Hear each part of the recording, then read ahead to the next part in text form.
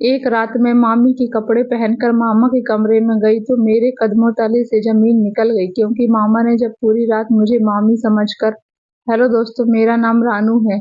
यह मंजर ना जाने कितने ही महीनों से मैं देख रही थी। अब तो मुझे जलन के साथ साथ उत्सुकता भी होने लगी थी कि मामी हर रात ऐसी क्या करती है जो अगले ही सुबह मामा उन्हें 5,000 पकड़ा देते हैं। और 5,000 कोई मामूली रकम तो नहीं थी। मैंने तो कभी 500 भी एक साथ हाथ में नहीं पकड़े थे। मेरे बहुत सारी ज़रूरतें और ख्वाहिश हमेशा अधूरी रह जाती थी। मैं बहुत चाहती थी कि मेरे पास भी इतने पैसे आ जाएँ ताकि मैं भी अपनी मर्ज़ी से अपनी ज़रूरतों को पूरी कर सकूँ। लेकिन यह मुमकिन नहीं था, क्योंकि मैं मामा-मामी के घर पर ही पड़ी हुई थी। इसलिए जब भी मामा को मामी पर ऐसे पैसे लुटाते देखती तो मेरे दिल में एक एहसास पैदा हो जाती। एक दिन मामी ने मुझे किसी काम से बाज़ार भेजा तो मैं पड़ोस वाली सुनीता के साथ बाज़ार चली गई। वहाँ मेरी नज़र एक सुर्ख रंग की कढ़ाई वाले जोड़े पर पड़ी तो मैं पलकें झपकाना भूल गई थी। मैंने कभी इतना खूबसूरत जोड़ा पहले कभी नहीं देखा था।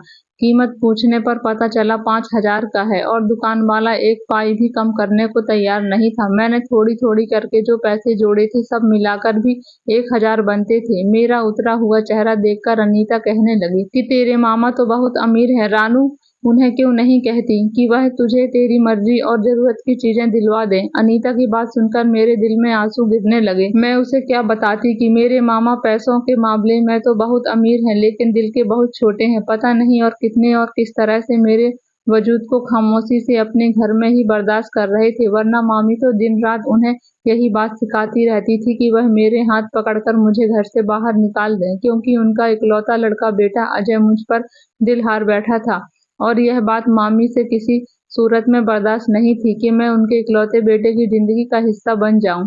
वह हमेशा मुझे यही बात कहकर मेरी नजरों से गिरा देती कि तुझे तो तेरी माँ ने नहीं अपनाया, तो फिर हम तुझे अपने घर में रखकर 2 वक्त की रोटी खिला रहे हैं। और यह बात सुनकर मेरा तो दिल ही टूट जाता था। मामी की बात में कोई झूठ नहीं था, लेकिन फिर भी मुझसे यह बात बर्दाश्त नहीं होती थी और मेरा दिल चाहता था कि मैं मामी का मुंह नोच लूं। मैं अपने ही सोचों में गुम थी। सुनीता ने मुझे जोर से हिलाया और कहने लगी कि अगर पैसे नहीं है तो वापस चल। कब तक इसी जोड़े पर नजर जमाए खड़ी रहेगी? तुम्हारे इस तरह देखते रहने से दुकान वाले को तुम पर तरस नहीं आएगा? सुनीता की बात सुनकर मैं उदासी से मुस्कुराई और अपना दिल उसी जगह छोड़कर वह जलन कदमों से मैं घर वापस लौट आई थी। ऐसा पहली दफा हुआ था कि मैं जब कोई चीज मुझे पसंद आई हो और वह छोड़नी पड़ी हो। बचपन से लेकर आज तक तकरीबन हर चीज मैंने इसी तरह दिल तोड़कर छोड़ दिया था, क्योंकि मैं अच्छी तरह से जानती थी कि मुझ जैसी लड़कियों को जिंदगी में ख्वाहिशों की कोई जगह नहीं है।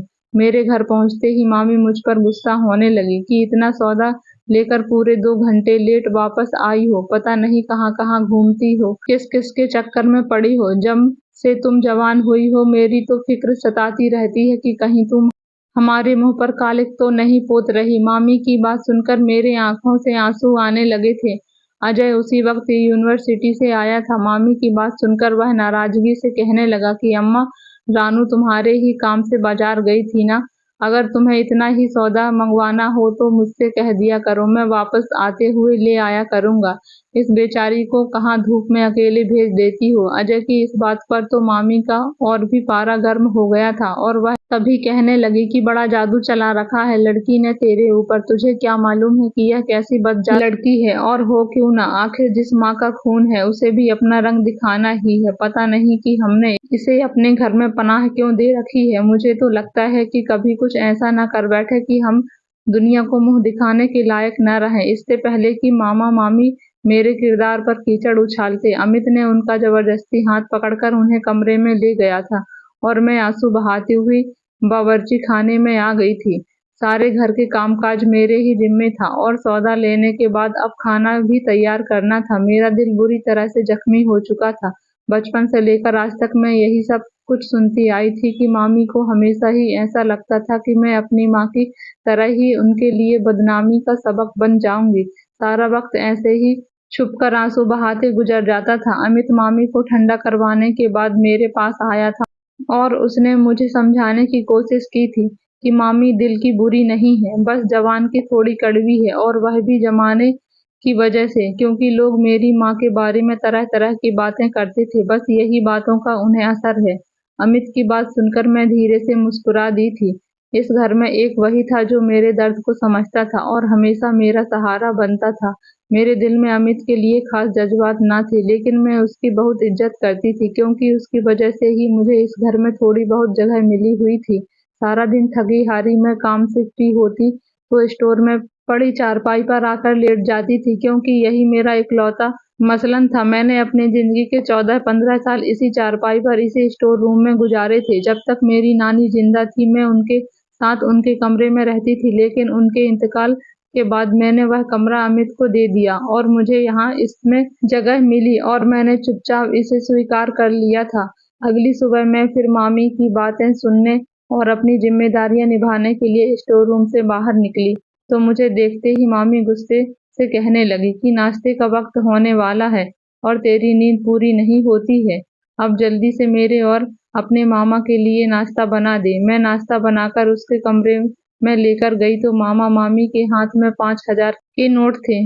मामा बहुत ही मोहब्बत भरी नजरों से उनकी तरफ देख रहे थे और कह रहे थे कि बस तुम इसी तरह मेरी खुशी का ख्याल रखा करो, मैं तुम पर ऐसे ही नोट बार-बार उड़ा दूंगा। 5,000 के नोटों पर नजर पड़ते ही मेरे दिमाग में वह जोड़ा आया था जो अब तक मेरी आंखों में समाया हुआ था। एक लम्हे के लिए मेरा दिल चाहा कि मामी के हाथों से नोट छीन लूं और अपनी ख्वाहिश को पूरी कर लूं, लेकिन ना ही मुझ में इतनी हिम्मत थी और ना ही कभी मामी मुझे ऐसा करने दे सकती थी। वह तो मामा अगर मुझे कभी 50 रुपए भी देते तो उस पर भी कड़ी नजर रखती थी और मामा को खूब खरी-खोटी बातें भी सुना देती थी। मैंने ललचाई नज़रों से नोट की तरफ देखा और वापस लौट आई। बाकी का सारा वक्त मैं यही सोचती रही कि मामी ऐसा क्या करती थी जो मामा हर सुबह उन्हें 5,000 दे दिया करते थे। मुझे भी 5,000 चाहिए थे। अगर मामा मामी को बगैर किसी ज़रूरत के इतने पैसे दे सकते थे तो मुझे क्यों नहीं? मामा नाश्ता कर कमरे से बाहर निकले। मैंने भी डरते-डरते उनसे कह दिया कि मामा मुझे भी 5,000 रुपए चाहिए। मामा ने तीखी नज़रों से मेरी तरफ देखा और कहने लगे, खैरियत तो है? तुझे इतने पैसे की क्या ज़रूरत है? तुझे घर में किस चीज़ की कमी है? मामा की इस बात पर मेरी आंखें खुली की खुली रह गईं। ना चाहते हुए मैंने धीरे से कह दिया कि यहाँ तो मुझे 2 वक्त की रोटी ही बड़ी मुश्किल से मिलती है, बाकी ज़रूरतें तो दूर की बात है। मेरे बात सुनकर मामा के चेहरे का रंग बदल गया था। वहीं पीछे से आती मेरी मामी से मेरी सच्ची बात हजम नहीं हो सकी थी और उन्होंने एक जोरदार थप्पड़ मेरे मुंह पर मारा और कहने लगी, देखो मैंने कहा था ना कि अब आपकी भांजी अब बहस करने लगी है। आज आपने खुद इसकी ज़बान देख ली ना।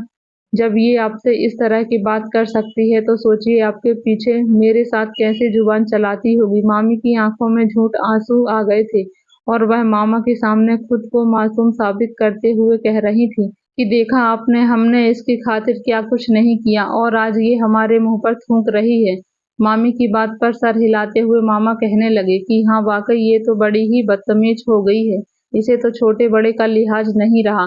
मामा मुझे बातें सुनाकर घर से निकल गए और उनके जाते ही मामी ने मुझे कड़ी नजरों से घूरा और कहने लगी कि खबरदार जो आज के बाद अपने मामा के सामने कोई बात की तो मुझसे बुरा कोई नहीं होगा। मामी के इस रवैये पर मेरा दिल कट कर रह गया था। मैंने तो ऐसे ही बस मामा को अपना समझकर उनसे पैसे मांग लिए थे। मुझे क्या पता था कि वह मुझे मेरी हैसियत याद दिला देंगे।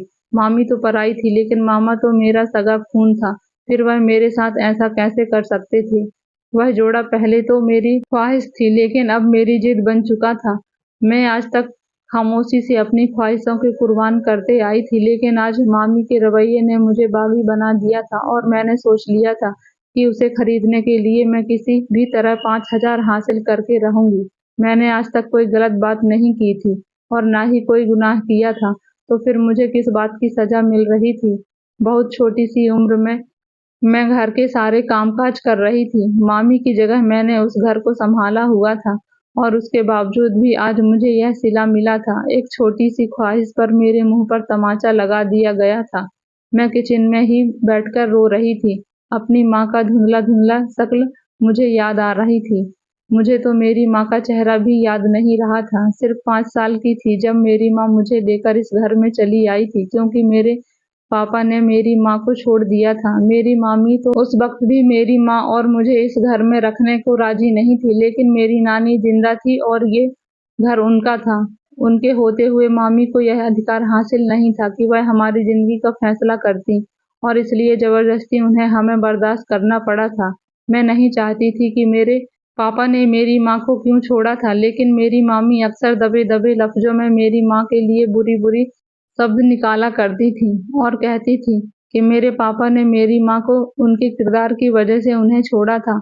मेरी माँ हमेशा खामोश रहती, उन्होंने कभी मामी के इल्जामों को नहीं झुठलाया था और ना ही कभी मामी से जुबान लड़ाई थी। वह या तो मुझे लेकर कमरे में बंद हो जाती या फिर घर के कामों में लगी रहती। मैं जब भी अमित के साथ खेलकूद करती या अमित हमारे कमरे की तरफ आता तो मामी का गुस्सा देखने के लायक होता था। वह मुझे मारने के लिए दौड़ी चली आती थी तो कभी अमित का हाथ पकड़कर उसे कमरे में ले जाती। यहाँ तक कि मेरी माँ ने मुझे सख्ती से मना कर दिया था कि मैं अमित के साथ खेलना कूदना बंद कर दूं। घर में एक अजीब सी टेंशन और घुटन का माहौल था। मेरे मामा भी मेरी अम्मा से ज्यादा बातचीत नहीं करते थे। नानी ही थी जो इस घर में हमारी अपनी थी। एक साल इसी तरह रहते रहते गुजर गया था और फिर एक दिन मुझे पता चला कि मेरी माँ को दुल्हन बनाया गया है।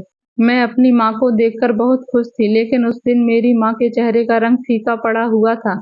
ना उसके चेहरे पर कोई खुशी थी और ना ही जिंदगी में कोई आसार लगता था, जैसे उन्हें जिंदा लाश कर दिया गया हो। मुझे आज भी अच्छी तरह याद था कि मेरी माँ ने उस रोज मुझे अपनी गोद में उठाया था और कहा था कि रिश्ते नहीं होते जैसे नजर आते हैं, इसलिए तुम मेरी तरह धोखा ना खाना और हमेशा सावधानी से काम करना। मुझे मेरी माँ की बातों का मतलब समझ नहीं आया था।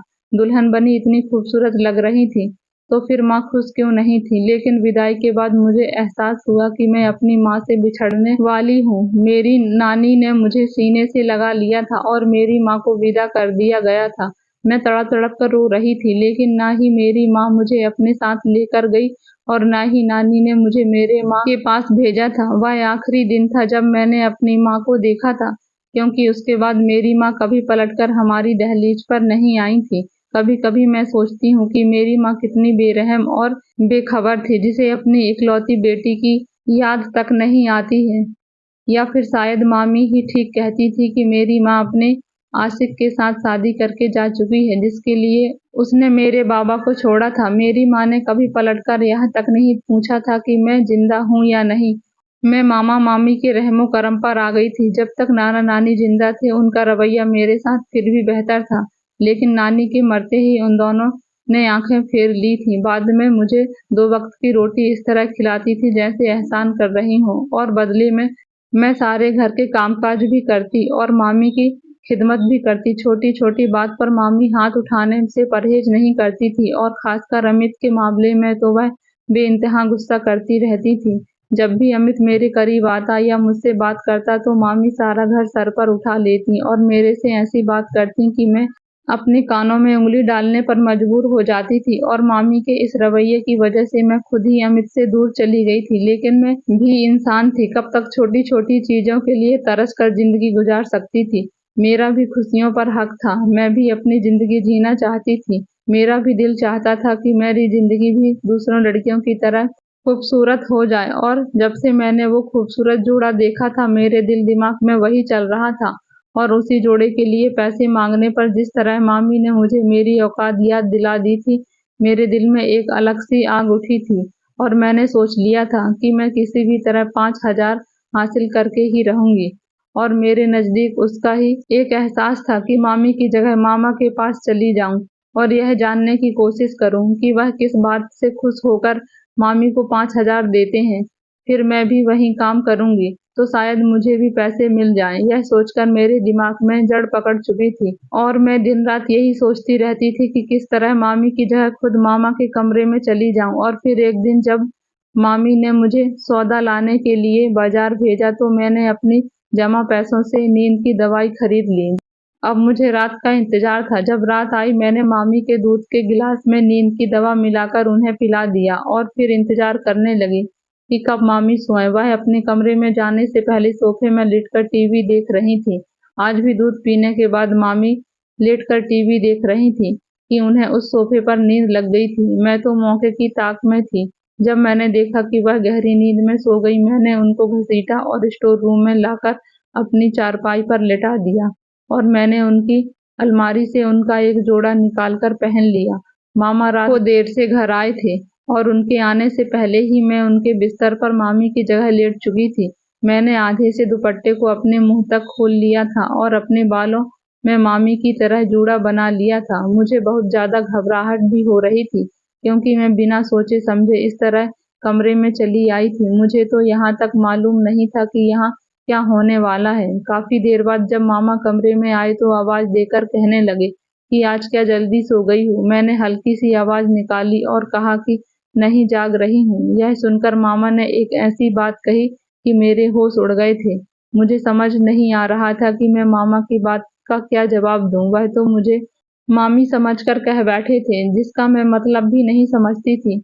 मेरी आंखों के सामने अंधेरा सा आने लगा था। मेरे मामा इस कदर गिरे हुए इंसान थे, मैं सोच भी नहीं सकती थी। मुझे मामी समझकर मामा मेरे करीब आए और जैसे ही मेरे चेहरे से कपड़ा हटाया तो उनके चेहरे का रंग उड़ गया और वह गुस्से में कहने लगे कि तुम यहाँ क्या कर रही हो।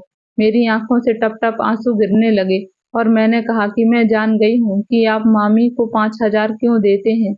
आप मेरे साथ ऐसा कैसे कर सकते हैं। मैं आपका अपना खून हूँ और आपने तो मेरे ही साथ इतना बड़ा धोखा कर दिया है। मेरी बात सुनकर मामा सर झुकाए और कहने लगे कि तेरी माँ हमेशा से हमारे चाचा के बेटे अमन से मोहब्बत करती थी और वह नहीं चाहती थी कि उसकी शादी कहीं और हो। लेकिन मेरे और अमन के दरमियान किसी बात पर कोई झगड़ा हो गया था और इसलिए मैंने तेरी माँ की शादी अमन के साथ न करवाकर अपने दोस्त से करवा दी। तेरी माँ बहुत सीधी सादी थी। उसने मेरे फैसले के आगे सर झुका दिया और खामोशी से तेरे पापा के साथ गुजारा करने लगी। लेकिन तेरा पापा एक वहशी दरिंदा साबित हुआ, जो हर छोटी छोटी बातों पर तेरी माँ को मारा करता था। और अमन से भी न जाने कैसे खबर मिल गई थी, इसलिए वह तेरी माँ पर शक करने लगा था और उसे शक में एक दिन उसने तेरी माँ को तलाक दे दिया था। तेरी माँ तुझे गोद में उठाए जब इस घर में वापस आई तो यह बात तेरी मामी को बर्दाश्त न हुई और तेरी मामी ने मुझे कहा कि अगर मैंने तेरी माँ को जल्दी रुखसत न किया तो हमें जायदाद के हिस्से में बंटवारा करना पड़ जाएगा। मैं नहीं चाहता था कि मैं इतनी बड़ी जायदाद का बंटवारा करूं, इसलिए मैंने तेरी मामी से कहा कि वह तेरी माँ के लिए जल्द से जल्द कोई अच्छा सा रिश्ता तलाश करे। फिर मामी ने अपने पागल भाई से तेरी माँ का रिश्ता तय कर दिया और तेरी नानी की एक न चलने दी। नानी ने बहुत कहा कि वह एक पागल से अपनी बेटी की शादी नहीं कर सकती, लेकिन तेरी मामी ने नानी को यह समझाया कि एक बेटी की माँ से कोई शादी नहीं करेगा। अच्छा है कि जल्द से जल्द उसका घर बस जाए। वैसे भी मेरे भाई का इलाज चल रहा है। नानी ना चाहते हुए भी तेरी माँ की शादी तेरे ही मामी के पागल भाई से करवा दी, क्योंकि मामी ने तेरी माँ को मोहब्बत के किस्से सारे जमाने में फैला दिए थे और सबको यही बताया था कि तेरी माँ की शादी तलाक की वजह से हुई, जबकि सच तो यह था कि तेरे बाबा एक अच्छा इंसान नहीं था। तेरी माँ इस घर से विदा होकर क्या गई, तेरी मामी ने उसे कभी यहाँ पलटकर आने ही नहीं दिया। तेरी नानी मरते मरते आधी जायदाद तेरे नाम और आधी जायदाद मेरे नाम कर गई और इसी बात की वजह से तेरी मामी तुझे बर्दाश्त करने पर मजबूर हो गई कि तेरी मामी नहीं चाहती थी कि वो इतनी आसानी से आधी जायदाद हासिल कर ले। और इसलिए तेरी मामी ने यह मंसूबा बनाया कि मैं हर रात तेरे सामने तेरी मामी को 5,000 रुपए दूंगा। तू जरूरतें और ख्वाहिश की मारी है, खुद ब खुद लालच में आकर कोई ना कोई उल्टा काम जरूर करेगी। तेरी मामी खुद ही मुझे हर रात 5,000 देती है और वही 5,000 सुबह तेरी मामी को मैं लौटा दिया करता था। तेरी मामी को लगता था कि तू उन पैसों को चुराने की कोशिश करेगी और हम तुम पर चोरी का इल्जाम लगाकर मुकदमा करवा देंगे। फिर जब यह बात अमित को पता चलेगी तो उसके दिल से तेरी मोहब्बत भी उतर जाएगी और तुझे इस घर से निकालने में भी हमें आसानी होगी। लेकिन तूने अपनी मामी की जगह रात को इस कमरे में आकर हमारा सारा मंसूबा ही नाकाम कर दिया है और सच जान गई है। दरअसल मामा ने कमरे में आते ही आवाज देकर कहा कि चल वही 5,000 मुझे वापस कर दे, ताकि सुबह सुबह मैं अपनी भांजी के सामने तुझे वही पैसा लाकर उसके दिल में लालच डाल सकूं। मैं जान गई थी कि मामा मामी ने यह सब कुछ जानबूझकर किया था। मुझे तो यह भी मालूम नहीं था कि मेरे नाम पर आधी जायदाद है, तो मुझे भला इस जायदाद का लालच भी कैसे हो सकता था, यह बात तो मुझे आज पता चली थी। मैंने रोते हुए मामा से कहा कि आप इस कदर गिरे हुए हो सकते हैं, मैं सोच भी नहीं सकती थी कि जायदाद के लालच में आपने अपनी बहन की शादी एक पागल आदमी से करवा दी, उसे अपनी बेटी से ही दूर कर दिया और जायदाद के लालच में आप मुझे चोर साबित कर देना चाहते थे। क्या यह जायदाद आपके लिए रिश्तों से ज्यादा कीमती हो गई थी? आप अपनी बहन की शादी किसी अच्छी जगह करवाकर मुझे भी उनके साथ भेज सकते थे, तो शायद नाना नानी कभी भी आधी जायदाद मेरे नाम करने के बारे में सोचती नहीं, और ना ही खुद आपको वह कुछ भी कहती। खुद आपको खुशी खुशी सब कुछ दे देती। लेकिन यह सब कुछ आपके लालच की वजह से हुआ है। मेरी बात सुनकर मामा का सर शर्म से झुक गया। मैंने मामा से कहा कि आप कागजात तैयार करवा दें, मैं आपको आपकी सारी जायदाद वापस कर देती हूँ। मुझे एक भी पैसा नहीं चाहिए। मैं तो बस जरूरी ख्वाहिश और इज्जत की मोहताज थी, और अगर आप खुशी से मेरी जरूरत को पूरी कर देते और बार बार मुझे और मेरी माँ को कैरेक्टरलेस ना कहते, तो शायद मैं कभी भी ऐसा कदम नहीं उठाती। मैं रोती हुई मामा के कमरे से निकल आई थी। मामी अब तक मेरे कमरे में बेहोश पड़ी हुई थी। जायदाद के लालच में जो कुछ मेरे मामा मामी ने किया था वह मेरे सोच से परे था, लेकिन यह दुनिया इतनी खुदगर्ज और लालची हो चुकी है, मैंने अब जाना था। मैंने खुशी खुशी अपनी जायदाद मामा के हवाले कर दी थी और उनसे कहकर खुद अपनी माँ के घर चली गई थी। वह अपने पति के साथ एक मुश्किल जिंदगी गुजार रही थी, और मैंने सोच लिया था कि अब उनके साथ रहकर उनके दुखों में मैं साथी बन जाऊंगी। क्या आप लोग ने कभी ऐसे सगे रिश्ते को इतना बेरहम देखा है कि जायदाद के लालच में वह आपकी जिंदगी को तबाह करने पर तुल जाएं? तो दोस्तों, ये कहानी आप लोगों को कैसी लगी? यदि अच्छी लगी हो तो वीडियो को लाइक, और चैनल पर नए हैं तो चैनल को सब्सक्राइब करके बेल आइकन को जरूर दबाएं। कहानी में यहाँ तक बने रहने के लिए आपका बहुत बहुत धन्यवाद। मिलते हैं ऐसे ही एक नई कहानी में।